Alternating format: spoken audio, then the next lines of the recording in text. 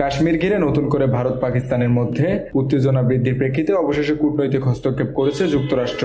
ভারত শাসিত কাশ্মীরের পহেলগাঁওয়ে সন্ত্রাসী হামলায় ২৬ পর্যটক নিহত হওয়ার পর বৃহস্পতিবার যুক্তরাষ্ট্রের প্রতিরক্ষা মন্ত্রী পিট হেগসেথের সঙ্গে আলাপ হয়েছে ভারতের প্রতিরক্ষা মন্ত্রী রাজনাথ সিংহের। এর আগে বুধবার দেশটির পররাষ্ট্রমন্ত্রী এস জয়শঙ্করের সঙ্গে মার্কিন পররাষ্ট্রমন্ত্রী মার্কো রুবিওর ফোন আলাপ হয়।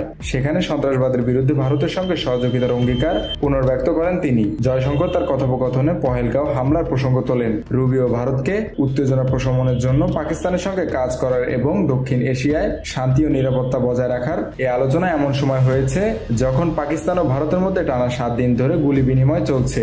জম্মু ও কাশ্মীরের কুপওয়ারা, উরি এবং আখনুর সেক্টরে গোলাগুলির এসব ঘটনা ঘটেছে। এদিকে পাকিস্তান ও ভারতের মধ্যকার উত্তেজনা পরিস্থিতি নিবিড়ভাবে নজর রাখছে চীন।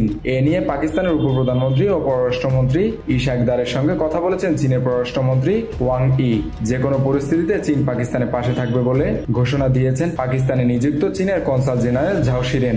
বৃহস্পতিবার লাহোরে পাকিস্তান পিপলস পার্টির কেন্দ্রীয় পাঞ্জাব শাখার নেতাদের সঙ্গে এক উচ্চ পর্যায়ের বৈঠকে তিনি এ ঘোষণা দেন। অন্যদিকে পাকিস্তানের ইতিহাসে প্রথমবারের মতো জাতীয় নিরাপত্তা উপদেষ্টা হিসেবে নিয়োগ পেয়েছেন দেশটির গোয়েন্দা সংস্থা ইন্টার সার্ভিস ইন্টেলিজেন্সের বর্তমান মহাপরিচালক লেফটেন্যান্ট জেনারেল মোহাম্মদ অসীম মালিক। এর আগে বুধবার কাশ্মীর সীমান্তে পাকিস্তান ও ভারতের নিয়ন্ত্রণ রেখা বরাবর দুই দেশের সেনাদের মধ্যে ব্যাপক গোলাগুলির ঘটনা ঘটেছে। পাকিস্তানের নিরাপত্তা বাহিনীর গুলিবর্ষণে ধ্বংস হয়েছে ভারতীয় সেনাবাহিনীর চেকপোস্ট ও বাস্কার। ক্রমবর্ধমান উত্তেজনার মধ্যে পাকিস্তানের উপপ্রধানমন্ত্রী ও পররাষ্ট্রমন্ত্রী ইশাক দার বুধবার ইসলামাবাদে এক যৌথ সংবাদ সম্মেলনে বলেছেন, পাকিস্তান একবারই উস্কানিমূলক কোনো পদক্ষেপ নেবে না, তবে উস্কানি দেওয়া হলে কঠোর জবাব দেওয়া হবে। আগের দিন মঙ্গলবার দেশটির পার্লামেন্টের উচ্চকক্ষ সিনেটেও তিনি একই ধরনের কথা বলেন। এরই ধারাবাহিকতায় ভারতের সঙ্গে আঞ্চলিক উত্তেজনার মধ্যে পাকিস্তান সেনাবাহিনী আজ বৃহস্পতিবার পূর্ণাঙ্গ যুদ্ধ মহড়া অব্যাহত রেখেছে। পাশাপাশি কৌশলগত যুদ্ধ পরিকল্পনার সাথে সংগতিপূর্ণ আধুনিক সামরিক সক্ষমতা প্রদর্শন করে।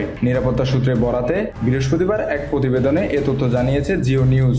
এদিকে পারমাণবিক শক্তিধর এই দুই প্রতিদ্বন্দ্বী দেশ যখন সামরিক সংঘাতের দিকে এগিয়ে যাচ্ছে, ঠিক তখন সীমান্তবর্তী বেলুচিস্তানের প্রাদেশিক রাজধানী কোয়েটায় নয়াদিল্লির প্রতিক্রিয়ার বিরুদ্ধে কঠোর অবস্থান নিয়েছে সেখানে বসবাসরত হিন্দু সম্প্রদায়ের মানুষ। বুধবার বেলুচিস্তানের রাজধানী কোয়েটায় তারা ভারতের বিরুদ্ধে বিক্ষোভ মিছিল করেন। হিন্দু সম্প্রদায়ের ১ কোটির বেশি মানুষের বসবাস পাকিস্তানে। আন্তর্জাতিক বিশ্লেষকদের মতে এই উত্তেজনা দীর্ঘস্থায়ী হলে তা দুই পরমাণু শক্তিধর দেশের মধ্যে ভয়াবহ সংঘাতের রূপ দিতে পারে। এ অবস্থায় যুক্তরাষ্ট্রের সক্রিয় কূটনৈতিক প্রচেষ্টা দক্ষিণ এশিয়ার ভবিষ্যৎ নির্ধারণে গুরুত্বপূর্ণ ভূমিকা রাখতে পারে।